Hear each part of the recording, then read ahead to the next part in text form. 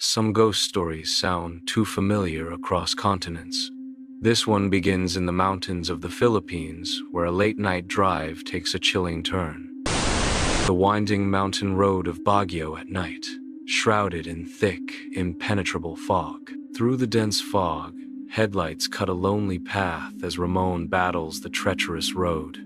The air hangs heavy, each turn a blind venture into the unknown. Despite the fatigue, Ramon's focus remains sharp, a silent promise of safe passage. Ramon navigates a winding mountain road, the crisp air carrying the scent of pine and damp earth. A figure emerges from the roadside shadows, a woman in white, her presence unsettlingly still. Her pale skin and long black hair contrast starkly against the lush greenery, her damp dress clinging to her form. Her eyes, wide and distant, hint at a story untold, lost in the misty heights of Baguio.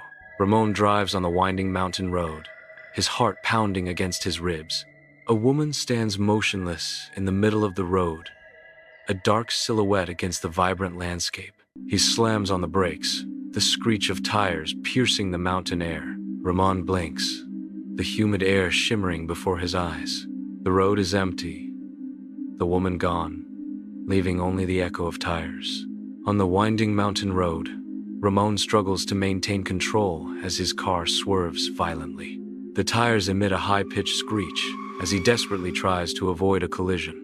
The vehicle careens off course, hurtling towards the edge of the road.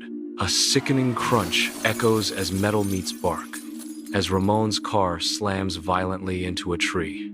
On the winding mountain road, a chaotic crash site unfolds, scattering twisted metal and shattered glass across the asphalt. Amidst the debris, officers meticulously examine the scene, their expressions shifting from professional duty to puzzled intrigue. The officers note peculiar tire marks, a silent testament to an encounter far from ordinary. The marks defy explanation, hinting at forces beyond the realm of typical accidents. Weeks later, Ramon sits, his body a canvas of healing wounds, each movement a reminder of his brush with death.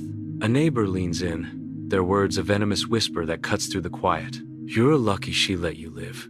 Sunlight streams through the window, each mote of dust dancing like fleeting moments of reprieve in Ramon's silent torment. Ramon made it out alive, barely, and as his story spread, whispers echoed far beyond the mountains of the Philippines.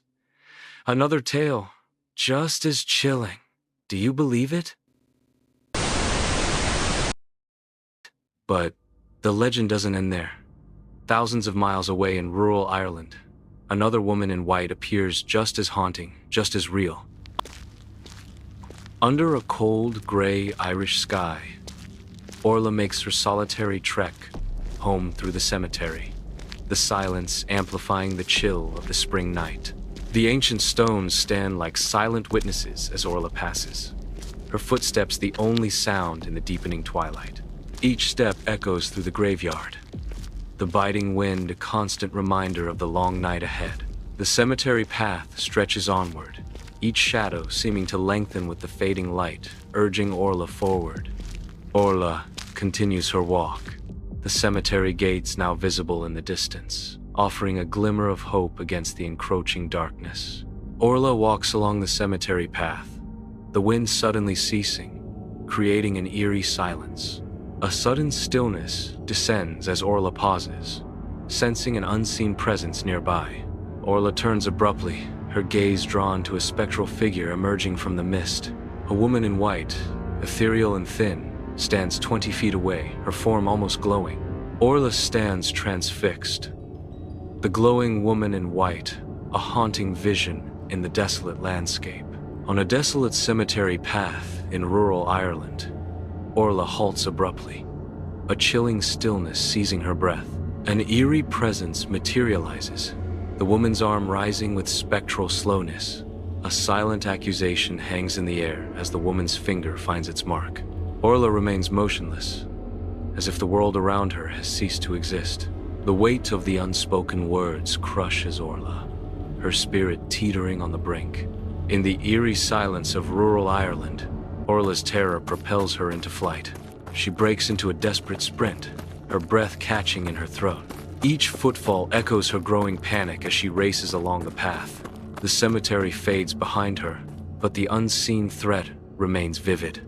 She dares not glance back, her fear a tangible force driving her onward. Orla is running towards safety, her heart pounding with dread.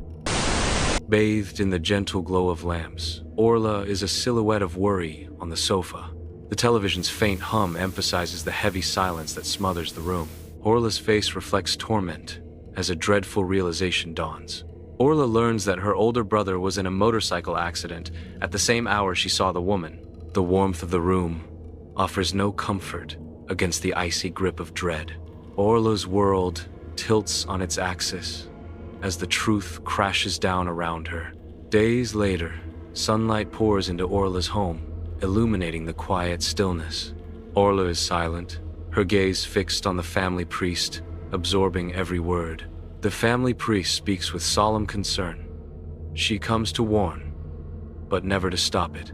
His words hang in the air, heavy with foreboding, as Orla absorbs the gravity of his warning. Orla never spoke of it again.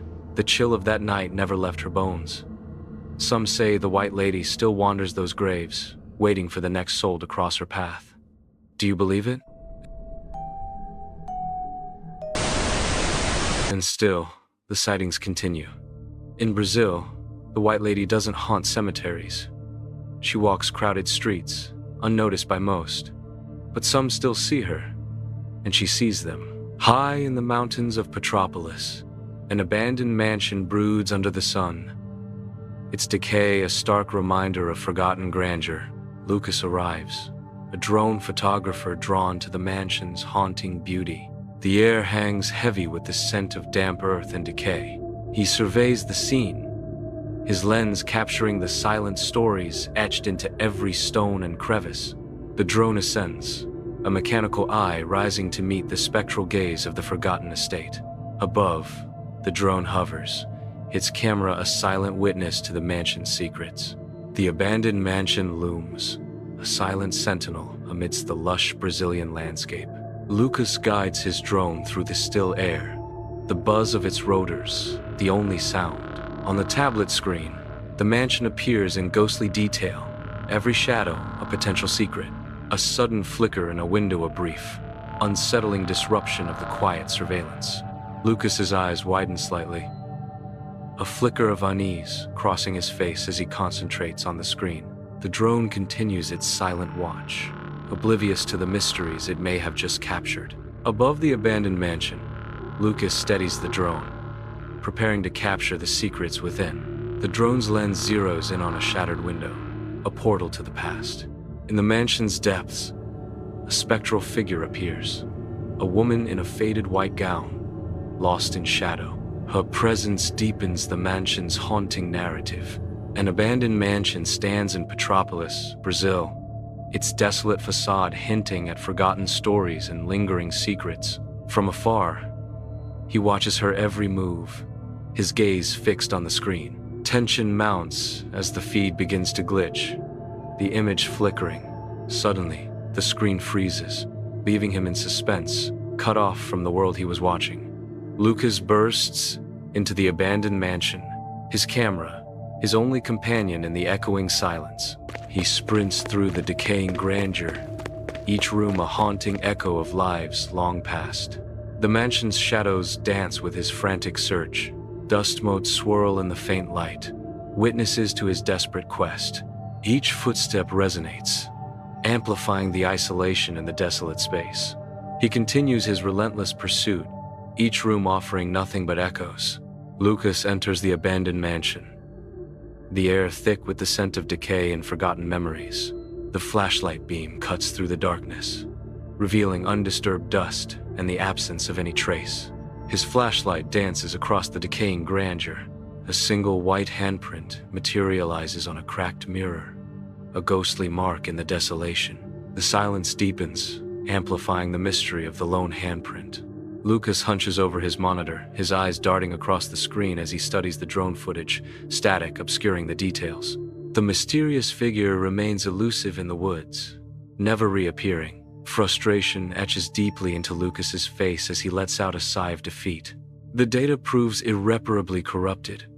He isolates the clearest still image, the eerie, elongated handprint on the mirror. The printer whirs to life beside him as Lucas prints the haunting image, the faint smell of toner permeating the air.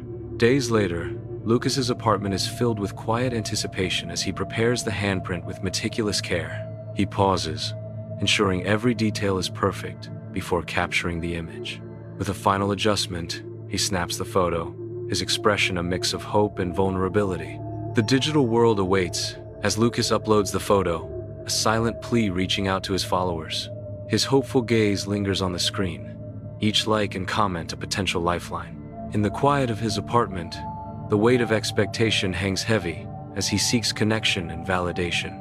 In his cluttered apartment, Lucas ascends a rickety ladder, reaching for something just out of grasp.